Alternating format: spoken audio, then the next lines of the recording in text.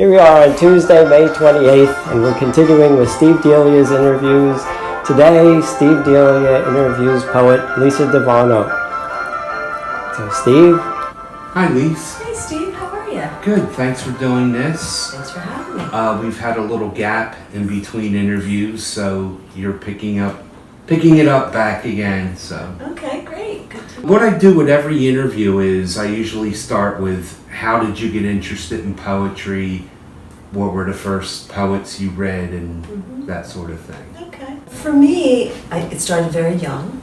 I was in the 4th grade, and I distinctly remember going to the Bushrod Library branch in Northeast Philly and just starting to pull off any kind of anthologies or collections of poems for young people.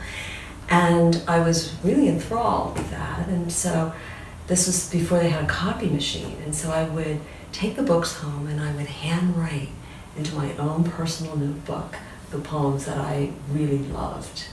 So I knew that there was something that was pulling me at a very early age. And then, and then I would keep a diary and write rhyming things. And so it was very early on, and it was also for me, and this is really, I think, really important in terms of my own work as a poet and as what I like to call poet facilitator, is that school in the early days wasn't exactly easy for me, and so poetry was kind of a way to help me get through. It was sort of like my support system, because I felt like whenever I was reading, kind of like you might like escape into a good book, I felt like whatever was going on around me, I could kind of escape into a poem.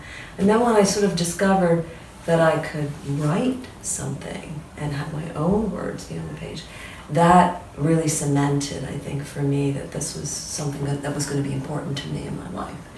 So, yeah, I like to say that, and people think I'm being dramatic, but I like to say that poetry can save a person's life, very much in the same way that a good song can, or a good friend, or, a good support system. And so I think it was really early on that I felt very strongly that the arts was going to be part of my life, and how I was going to use that I didn't know yet. But so yeah, it was early on that happened. And then I did the sort of usual things that kids do in high school. I was on the literary magazine and was the assistant editor of that. And I started to write a lot of poems then. And then in college.